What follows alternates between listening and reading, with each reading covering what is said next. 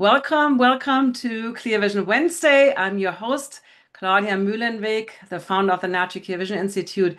And today is a very special episode for me because we're talking about something that literally changed my life, everything around how I feel more relaxed and less stress, and really I discovered whole new parts of my body. So I want to welcome Jill Miller to the show. Hi, Jill.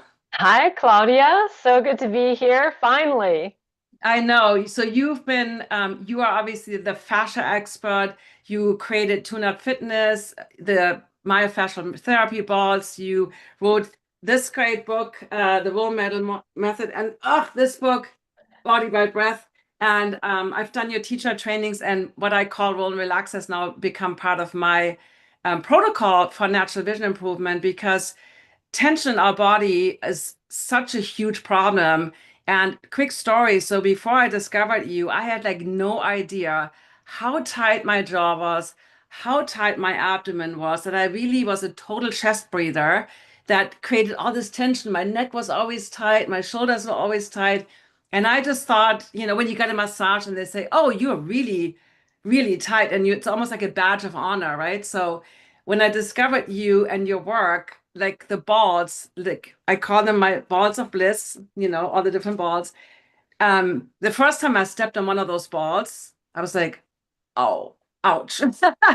I was so tight. So tell us a little bit. Obviously, your background is in yoga, and dance, and you really built the bridge to performance. You work with professional athletes. So you kind of created a whole new paradigm because before yoga was very separate from like football or basketball or any kind of performance sport, more the male sports versus the yogis. So tell us a little bit, how did you get into this myofascial work and actually created this series of balls that I'm now loving and using every day? Well, my first experience with massage, let me go back to all the way to massage because I think the application of self-massage is really one's attempt at regulating their nervous system, adjusting mobility, and also addressing pain. So typically those are the reasons why people are seeking out massage. But I used to massage my mom. My mother was a severe asthmatic, and she had just absolute chronic tension in her neck and shoulders and her upper back. And I used to massage her for a penny a minute as a kid. So I Amazing. think I can thank my mother for, oh, I know, right? Just, I mean, I'm a child of the 70s. Inflation was terrible, but I would do the whole hour too. What a good woman.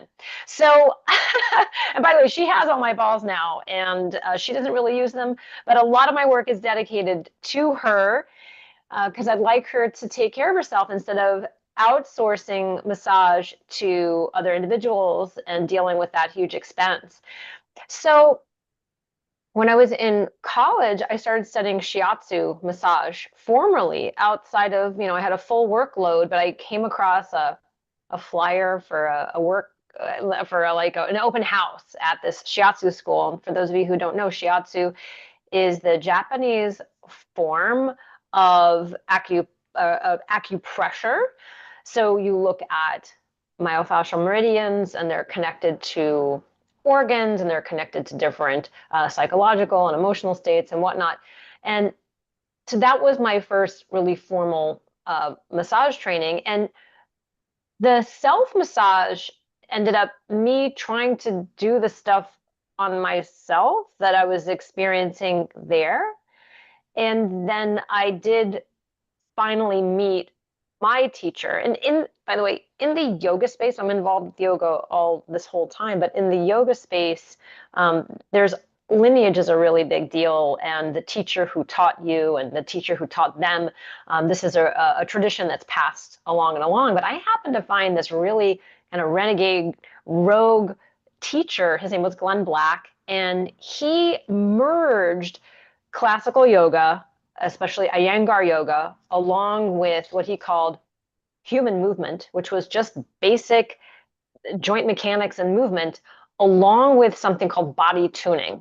And body tuning is a form of orthopedic medical massage, there's a lot of words coming at you all.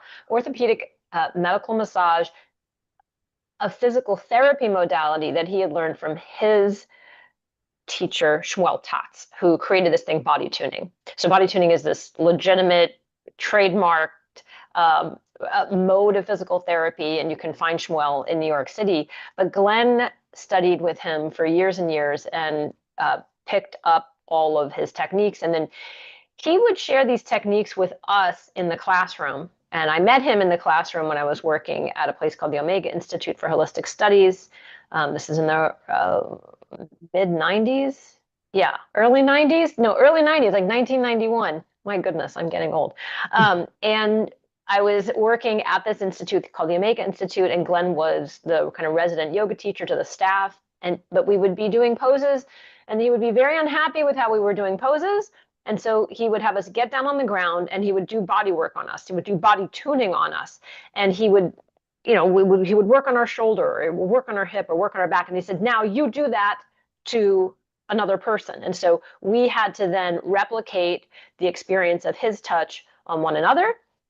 And so, long story short, I ended up using a lot of the body tuning experiences on myself with balls. I would just experiment with different balls, with different rolled up towels, with blankets, with pillows, to try to replicate the hands-on experience that Glenn was making.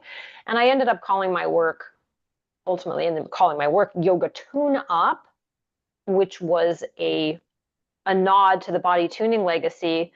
But I guess the very long story with one more chapter, I ended up branding the soft tissue work, the rolling work, away from yoga, and I called it the role model method, in order to make sure that I was not isolating myself only to the yoga community, but that this is work that was needed on a broad scale, broad-based. People should be able to treat themselves. They should be able to fix their own problems, to be their own body worker. And that's what I ended up creating with role model method. And that is sort of where you come into the story.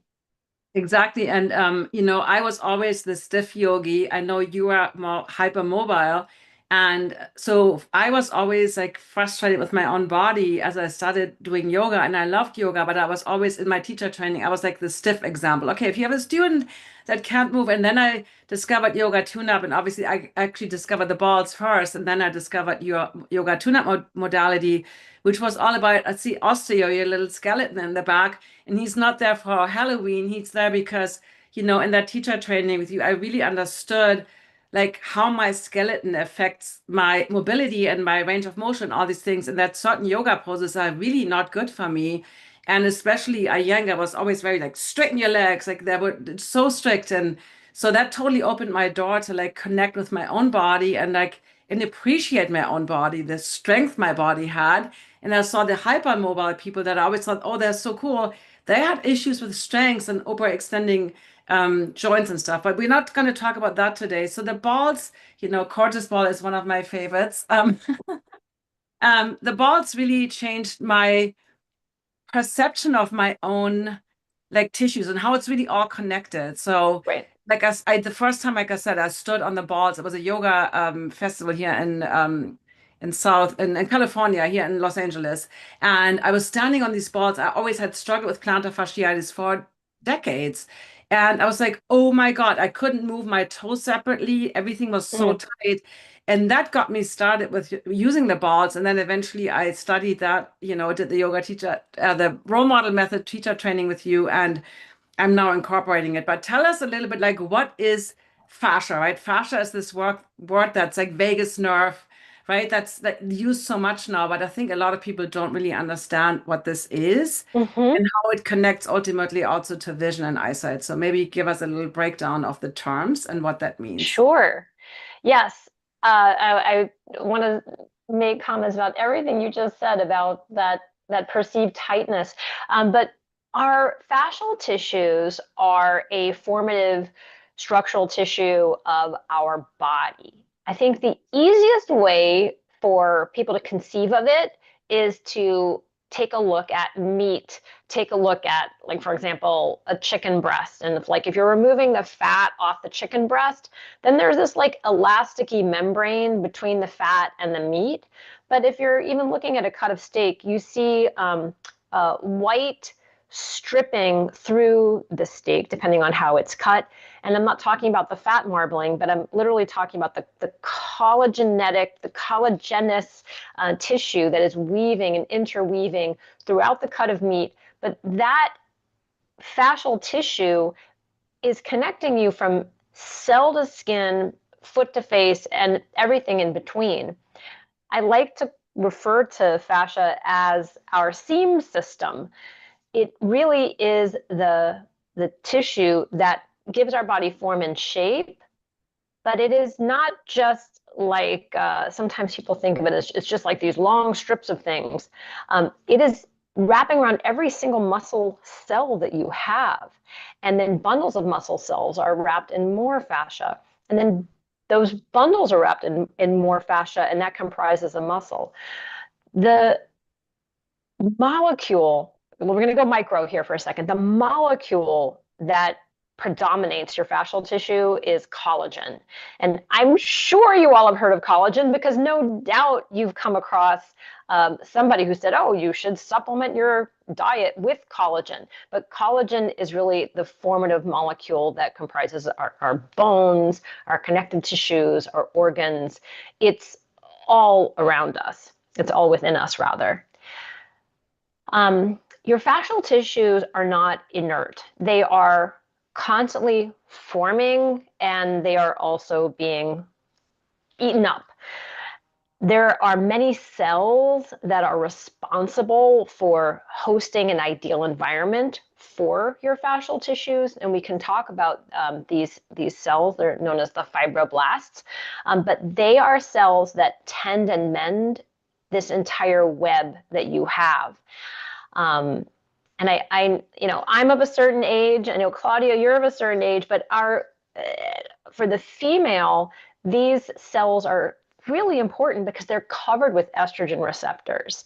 And as estrogen starts to wane in perimenopause or go sort of loopy in perimenopause and then is just decimated in postmenopausal years, those fibroblasts that are not getting as much estrogen anymore, they start to create stiffer collagen throughout the body. And so there is a stiffening, a natural stiffening that happens in the process of aging, and is very acute in the female body because of the withdrawal of estrogen that one may go through. And this affects every structure of the body because of the fascial fibroblast implications. So frozen shoulder happens to be the most common fascial related injury of perimenopause and menopause. And in the fascia research space, a lot of them are like, well, it's because of this sudden drop in estrogen and the inability for your body to keep up with that. But there are ways to offset tightness and stiffening that can happen during those years. And I don't know when you came across role model, but my hunch is that you maybe have been going through some fascial changes, some fascial remodeling. And so the balls can feel really uncomfortable when we're navigating against stiff tissue. There's ways around that. There's lots of best practices so that you're not creating discomfort or pain when you're rolling. And we can talk about that too. But I'm hoping that gives you some idea of fascia, a simple, a little bit complex idea, but also we can have sex-specific reasons for needing to know about fascia and the implications of that as we age. Thank you so much for that explanation. So yeah, I was just thinking in my head, I think it was 2013, 2012, and I was probably a year or two in menopause then. So definitely that time period. But let's talk a little bit, how does that impact vision? Like obviously When at the teacher summit, we talked before we started recording, I attended that teacher summit that you hosted in 2017. And, like there were many people that had Vegas nerd on their, t-shirts.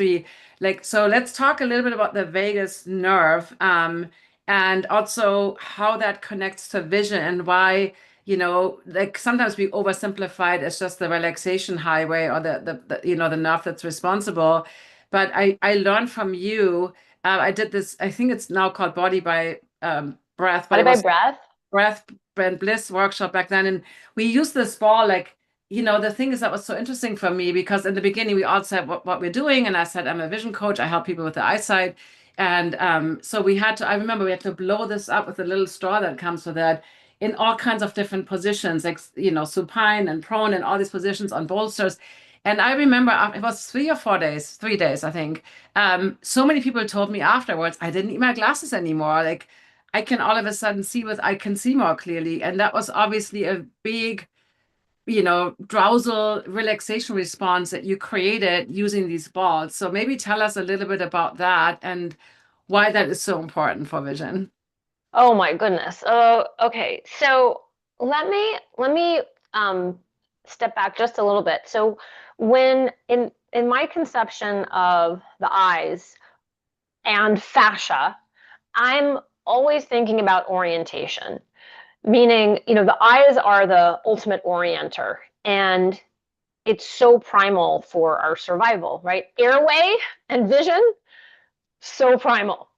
And so what's amazing though is, you can orient, I can orient here, I can orient here, I can orient here. I mean, anywhere that my neck and upper thoracic spine can best support my head for orientation is where I'm going to probably lock in. And that lock in is how you're doing your body most. So however you best see, your structure must accommodate to that. And so that accommodation is our most frequent position. Our most frequent position is going to be telling the cells of the fascia to add collagen here so that the muscles don't have to do so much work. Now, I know that sounds like a crazy idea, but your fascial tissues are often referred to as your soft skeleton. Like let's take, for example, like the forward head on neck position or the tech neck position, right? So if I'm here most of the time, I have these long muscles along the spine. I have erector spinae, I have a longissimus, I have spinalis. These muscles are going to fatigue really quickly if I'm always holding myself this way, right? Because I'm trying to orient my eyes and keep my head from completely falling off, right? So the head is very heavy. So the muscles have to brace in order to get that. But the position is going to end up signaling the fascial fibroblasts that, wait a minute, I can't let my muscle friends do all the work. I'm just going to add more collagen here so that the collagen can eventually accommodate and support this. And that's when we get this thickening of the traps, the back of the neck, even the creation of dowager's hump. Like these are collagen-based adaptations to a position that is all about eye orientation. So that's one of the first things that I think about. Now, the nerves supplying the trapezius muscles, by the way, are the accessory nerves. And the accessory nerves share source nuclei. They share the same nerve origin in the brainstem as your vagus nerve. So I'm here, I'm threaded at the end of a rope. I probably have a lot of alarm signals going on in this area, but doing massage-based work, either with a human being or hopefully myself, because it costs me nothing, that address these muscles and can help to ultimately pull my head back on top of my body where I have better equipoise. I just have a better relationship to gravity here. that the massage, the act of massage, of gentle massage and appropriate massage, is going to have a reflexive loop with the vagus nerve, which is going to help calm down my central nervous system. It's going to support what we call a parasympathetic dominant state or a relaxation response. So I'm getting like multiple beneficial side effects just from massaging the area that has been overreactive to my orientation. And in Body by Breath, I refer to this as zone 3. I divide the sort of the breathing areas of the body into 3 zones of respiration. But zone 3 tension, that includes eye, jaw, neck, and shoulders, is so common. And the reason it's so common is because, I mean, most of us make our money here now, right? We make our money, you know, here, or we take in life in just a very narrow focus. And that's where you come in to help people expand their focus, expand their sense of space, and make changes to how they're behaving with their eyes, how they're orienting with their eyes. And then I come in to help. Well, that neck pain, we can do something about that. That shoulder pain, we can do something about that. I love your 3 zones of respiration, and I teach that. I often play that video that you created because it makes it so clear. And I often, my chiropractor even told me years ago, he does a lot of body work, like 90% of the stuff is actually body work. But he would always be, your sternocleido or your scalenes are so tight. I mean, you have been doing chest breathing, and you call it like almost a startle reflex. So many of us are tight, and the forward head posture is actually a big problem. So I want to quickly address that too. Sure. Because with myopia, so obviously I work with vision improvement, and part of the process is to reduce your glasses. What I usually tell somebody who's nearsighted and you work a lot of time at the computer, get a prescription that is lower because you're prescribed for very far distance, but now you're spending all this time up close. But I also sometimes see people making the mistake of, oh, I'm not going to wear any glasses. And now you're like this, you know, craning your head forward. And what you just described, you get this kind of this hump. I see this in so many younger people now, this kind of forward hunch, and then the hips are thrusted forward. So there's this kind of like wobbly stance that is, you know, with the head forward and the hips forward, and then the spine is in a very poor posture. That is actually also connected to astigmatism that most people don't know. So your habitual. Oh my goodness, I didn't know that. Yeah, we can have a separate conversation. Yeah, there is huge research done on our habitual head movements and eye scanning. And if we habitually use our eyes without moving our head, and a lot of times I see people in progressive glasses and they have this kind of tilt on the computer, which also creates a lot of strain in the neck, but it's creating all these imbalances in the body. So 100%. So thank you for explaining that. It's not just the muscles fatiguing, but we actually literally building collagen. Yeah, And you're stiffening. changing your soft skeleton. Yeah. And, you know, we can change it for the good, or we can change it for, you know, the not so good that's going to end up with pain symptoms.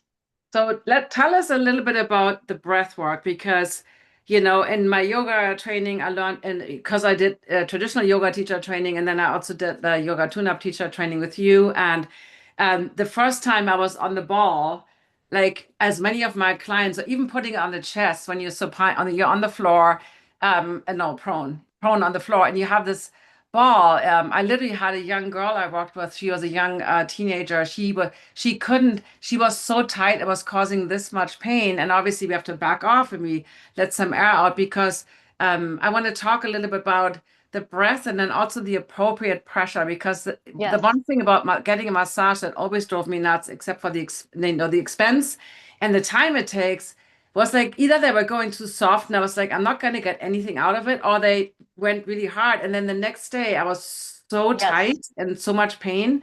So let's talk a little bit about what is appropriate, because a lot of people think the more pain, the better when it comes to massage. Oh, it doesn't have to hurt to work. But it also has to be meaningful to the different tissue targets that you're going for. I have a personal story. I had a massage when I was in Poland a couple weeks ago. My Body by Breath book was translated into Polish, which was such an incredible thing. And I had a massage at the spa. And literally, this was a skin massage. I was so puzzled by the therapist's sort of lack of sensitivity to depth of pressure.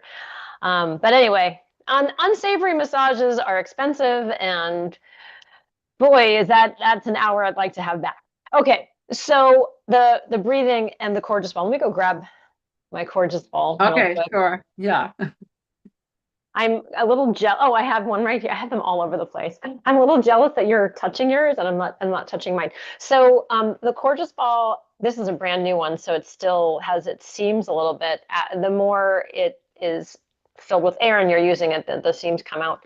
But this is a very grippy, squishy, pliable, air-filled ball, and it's modifiable to help you acclimate to the feedback that the pressure is going to give to the different areas of your torso. We primarily use this on the chest, the side of the ribs, the back of the ribs, the abdomen, side of the abdomen, back of the low back, pelvic floor, and neck.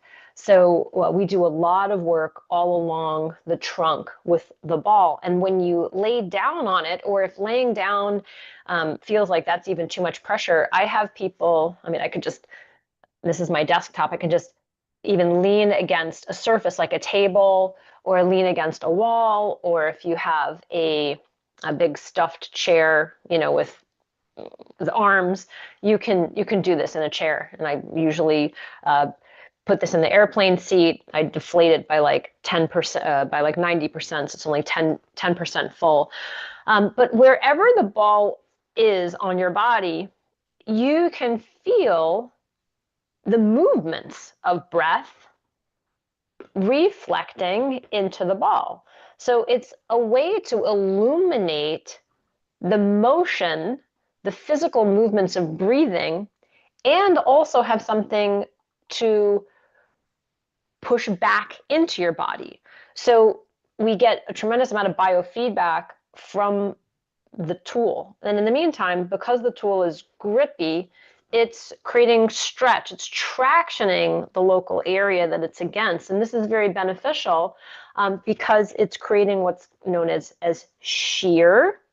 And that shear happens to excite sensory neurons that are abundant in your fatty tissue. So in your fatty tissue, we have a layer of connective tissue called the superficial fascia. And within the superficial fascia, we have all types of nerve endings called Ruffini endings. And so when we're breathing, or maybe even moving a little bit against the Corgis ball, we start to excite these nerve endings. And when these nerve endings experience this pressure and this shear, it tamps down your sympathetic overflow. It tamps down the arousal within your nervous system and allows for what I call your drousal, allows for your relaxation response to come online. And so that's another way to uptick our vagus nerve. So we're getting the feedback about our breathing movements, and then we're getting this whole other neurological reflex, but the ball just pressurizing into your ribs, whether you're laying it on your side or whether you're, like you described, laying it right on your sternum, on your chest, is also starting to help the ribs or the waist or the abdomen or the low back to experience better oscillation and range of motion of the muscles of breathing. And that's very helpful because the muscles of respiration are the lining of your core. They are the lining of your birthday suit. And if you want to have good posture, you want those muscles to properly lengthen and contract well in their respiratory movements, because if they do that well, then they're going to help the other muscles of your core, like your transverse, like your obliques, like your rectus, like your erector spinae, to be better able to be toned. So you have better control over these trunk muscles. And that's very important because it translates directly into performance, into sport, into lifts, into running, and so on and so forth. Super interesting. I always, I grew up in the 60s and I was always like, I never had that slim waist. I was always sucking your belly in, like it was always like, don't stick your belly out. And so I think like a whole generation, we were like so disconnected to our bodies and our breath. And I didn't even know what it meant to belly breathe, right? I didn't even know, like, I couldn't actually move my breath into use my diaphragm to actually breathe. I was just doing it all here. And I saw that a lot when I work with clients one-on-one in person. And I would have them have a hand on their belly, a hand on their chest. And so just now breathe normally and now breathe more into the belly. And a lot of times it wasn't possible. So working with the balls and the breath work that I learned from you was so helpful for me to connect. And I had really a knot in my stomach. I didn't even realize how tight this area was. And you always think, oh, the six pack abs, but it's like such a different thing. And I know you teach this beautiful, the diaphragm vacuum, which I'm now finally, like a few years ago, finally figured out. But I don't know what is the churning? What is it? I forgot. But that, Oh, Nali Kriya. yeah, I'm like, okay, I can't do that. But anyway, that sounds really It's subtle. not so important, that I coordination know. exercise, but what is important is becoming aware of where you have chronic tension around the muscles of respiration. And you're pointing out something so important, which is we are so unaware of our normal breathing pattern. We're we have no idea that we're breathing in like zone 2 all the time or zone 3 all the time, and not and disconnected from the normal distension pattern. So this normal expansion and softening of the gut area. So this area should be um, easily expanding and then falling in with any calm breath. So a calm state breath is going to be located below the rib cage. And that calm state breath, as we're breathing, your diaphragm, if you can see in my osteo, can't see so well, but he's got a deflated Corgus ball in there. Maybe if I move next to him, yeah, he has a deflated Corgus ball. And really, your diaphragm is like two deflated Corgus balls on either side of the rib cage. And when you inhale, the diaphragm, it contracts and it pushes down. That's its normal contraction. So inhalation is this, and exhalation is this.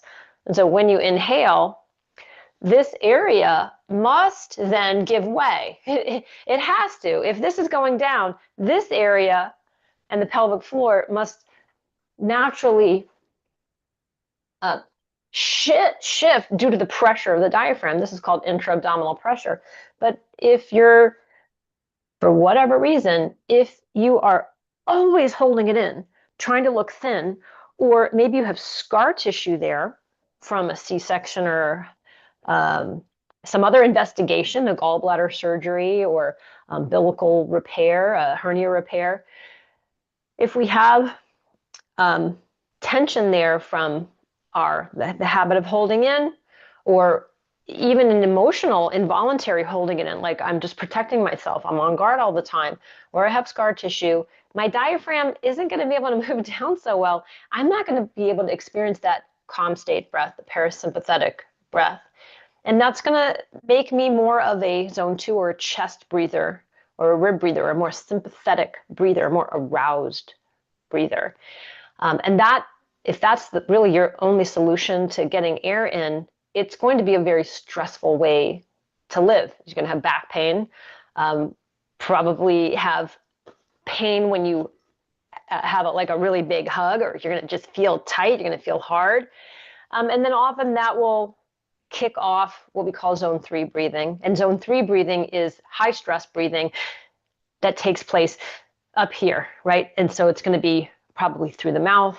It's going to be a lot of engagement of the shoulder, jaw, facial muscles to get air in. And this is not sustainable. Like zone 3 breathing is just not a sustainable way to get your metabolic needs met.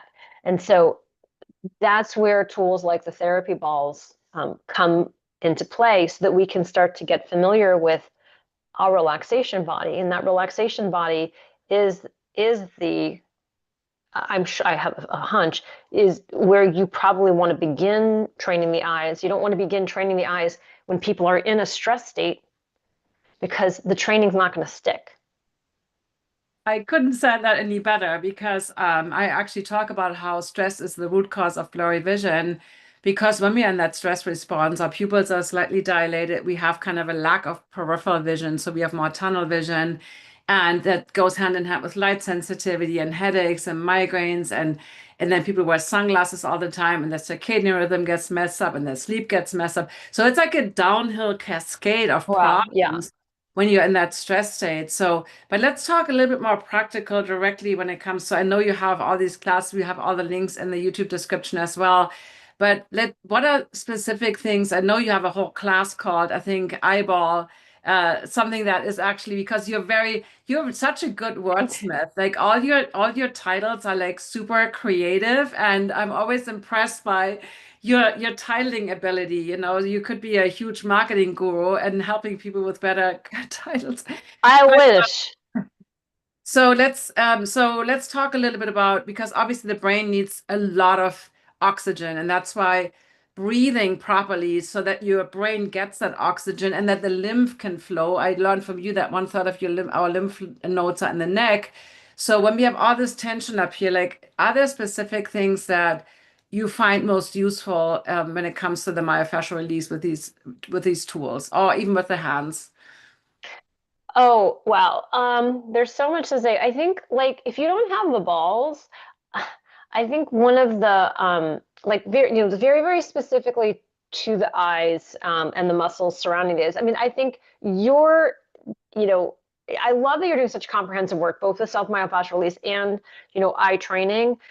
Um, but some simple things that anybody can do, and you guys are watching on camera right now, are just even skin rolling around the orbicularis. So, I mean, you can just pick up the skin. I mean, the muscles of the face are so close to the surface of your skin, but we can just create a pinching effect. And just how I'm rolling this all the way around, I can go, and I'm not going to do my eyebrows because I have makeup on them, but I would roll through the eyebrows. So I do this frequently, and of course with very clean hands, not dirty hands, and just doing rolling all over the face. If you have the tools, I do similar things, which is here's also all over the place, is placing therapy balls on the temples, on the temporalis, on the corrugator supercilii, and doing different like contractions and releasing, twisting the ball, contracting and releasing, trying to push the balls against the action of these different muscles. Actually, the class that I have right now in Move, Breathe, Roll is called fascia facial. I totally even forgot to mention that, but we do a lot of these types of moves. And then, of course, muscles around the jaw as well. But I always think it's prudent to address what I call the stem of the neck whenever we're doing eye stuff, because you can do all of the specific tiny stuff of the face, but the anchor of the entire skull is the thoracic spine. And so doing work for the upper back, I think really helps to then, organize your cervical spine and the thoracic spine so that you're regularly trying to optimize your posture. This goes back to the posture talk. And so tools, the easiest tools, the softest tools for people who are just brand new to the soft tissue work is probably a Coregeous ball and just kind of squirming around on it and letting it create traction and gather, right? So you can see I'm twisting against my fabric, but it's going to do that to your skin and to the superficial fascia and its transition into deeper fascia. So we want to really kind of screw that ball around and breathe slowly while we do this. And that should actually feel really good. And then if that's comfortable, then you can transition to larger balls in tote. I just showed you the yoga tune-up balls, but there's 3 different sizes of the balls. These are called Therapy Ball Plus. These feel so wonderful in their little snug grip tote along the spine. These though, the Alpha Twins, these are like my favorite. I start with these every day and I go along the spine and then I rest the Alpha Twins literally on they have such a large diameter, you can just rest with them behind your neck, right up against the skull. And why this is important is because this can hook and hold all the suboccipital muscles. And the suboccipital muscles are really important for eye work because the density of muscle spindles. So muscle spindles are sensors that sense position and stretch.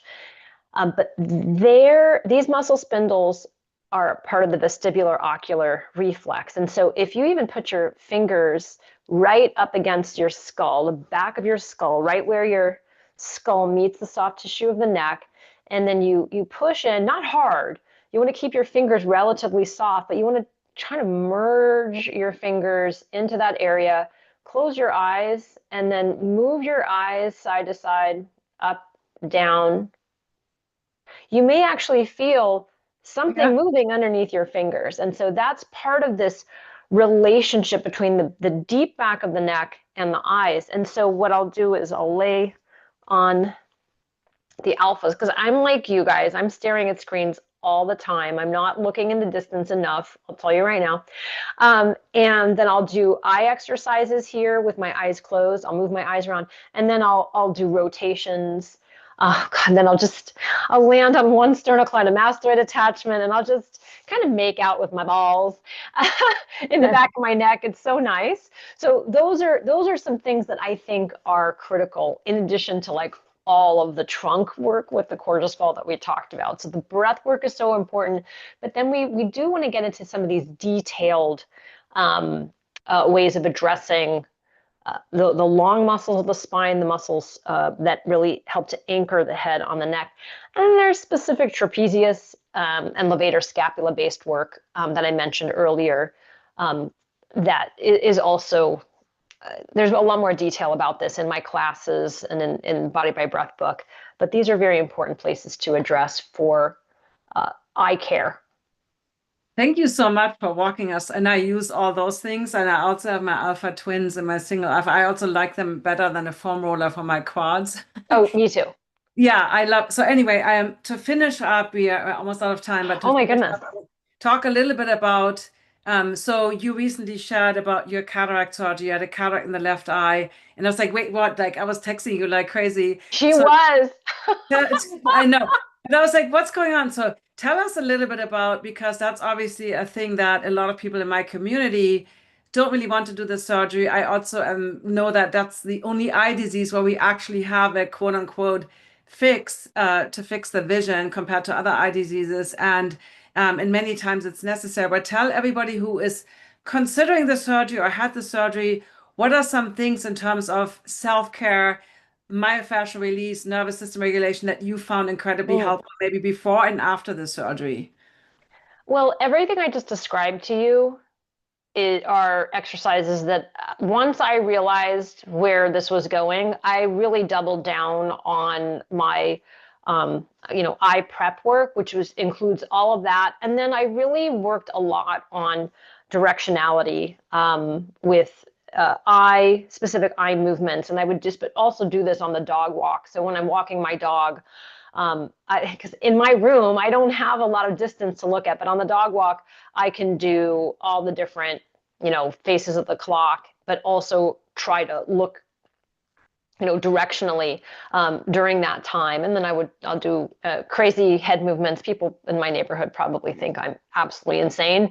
But one of my past lives was as an actress, and I don't know if any of you have studied acting, but especially if you're doing on-camera work, movements of the eyes are really important for revealing context about story, and of course the inside of emotion and whatnot. And so I had learned eye exercises during acting school, and I also learned a lot of eye exercises within the context of yoga. And because so much of my life has been screen focused, the last decade, I knew that restoring every available motion was critical just so that my eyes could be a better environment for healing once the surgery happened. Just you want to have healthy muscles for recovery, no matter what part of the body it is. So I started to do a lot of that eye training that I had done more in a more disciplined way, in prior years. So I returned to that. The cataract really shocked me. I didn't realize, I just thought I just had, a lousy left eye. And this has been going on like for so long. I didn't realize, I think I've had a cataract, Claudia, in this eye for at least 15 years. I do. I think it was undiagnosed, or if they saw it, they just didn't think it was enough to say anything to me. But it's just never been clear in my You left ever eye. have an injury on that side, and like any head injury by any chance? Like, because that could also be a reason for a cataract when you're younger, right? Usually it's like 55, 60 or 65, then they usually say, oh, that's just normal, which I don't think it is. But because you could actually have a physical head injury that can actually contribute to the formation of a cataract. So Yeah, I can't find this in my history anywhere. I really can't. Um, but maybe it was just a birth defect. And then you mentioned earlier, I'm on the hypermobile spectrum, and so I know for a fact that my eyeballs are extra long, as well as all the other collagenetic parts of me. And so, I had floaters starting about 7 years ago, and I have a retina specialist that I've been working with for the past 7 years because of that. And anyway, so the preparatory work is what I described. The the post work, I've been still doing the same exercises as medically cleared, because when you have the surgery for the first week, you have to make sure that your head doesn't go below your heart, so that you're not increasing that intraocular pressure. So really, that was the only contraindication. And I was really enthusiastic about getting the surgery. I was so excited about having a second chance to finally see clearly out of my left eye, since it's never been crystal clear for me. I think I was born with a cataract, maybe even. that is possible. That is such a thing as congenital cataracts, yeah. But usually it's Yeah, both eyes, but I yeah. have it in my right eye too. Oh, okay. It's just not as bad. So maybe that's definitely a reason. Well, we don't know what it is, but the self-care, and it's interesting. I don't teach eye exercises so much in terms of moving. I do that. It's part of connecting with your tissues and your muscles. Because a lot of times, especially with astigmatism or postural issues, there's certain one of the six extraocular muscles that are really tight, that are overused, or you call them overused, misused, abused, or something. Yes. And so connecting to that and finding, like, discovering your habits and what you've been doing to create that imbalance.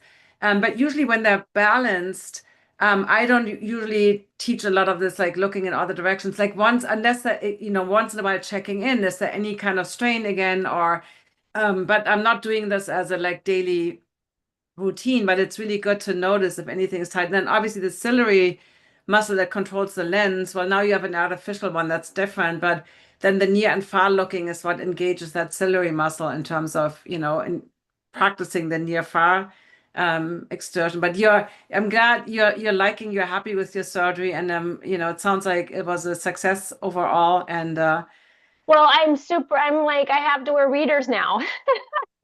oh, well, we can talk, Jill, but Well, I have to wear readers because the left lens is focused for distance. right, that's what they usually do. Yeah. So And yeah. then when I have the right one done, they can optimize it for near. I don't Oh know. no, I mean, no, don't do that.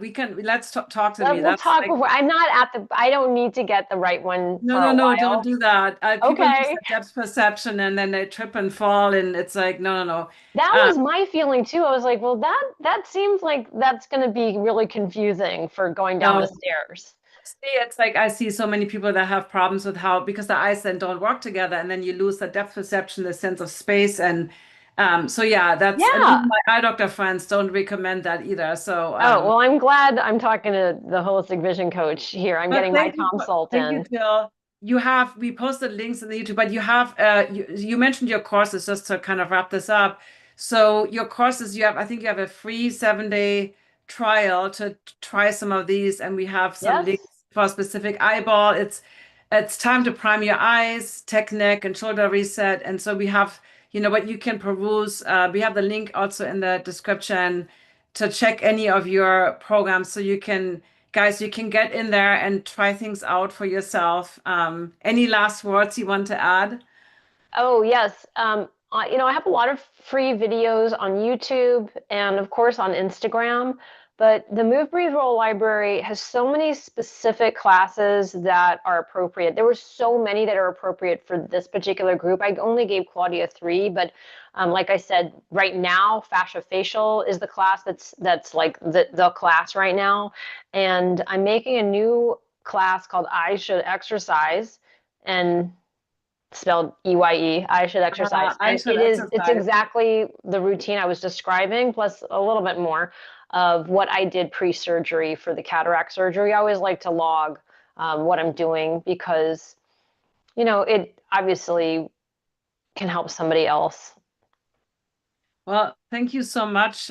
We have a little bit extra time with my Clear Vision Club right now, but your work has definitely impacted, I think, millions of people to really connect more with their bodies and how everything we do impacts everything. And so thank you for that, for producing these amazing balls and the trainings that you do. And I know you were teaching at the Fascia Congress, and I just saw a German, like a thing where there's something in Germany next year online, but Yes, a you Vegas also nerve workshop. I'm going to be doing that with Dr. Stephen Porges and Robert Schleip and Christopher Gordon. Amazing people. Yes. Yeah. And I loved your interview with Andy Galpin also on his podcast. So So anyway, good. thank you for being here, Jill. This has been absolutely amazing. And we will say goodbye on YouTube now. And Bye, YouTube. Come find us at Tune Up Fitness.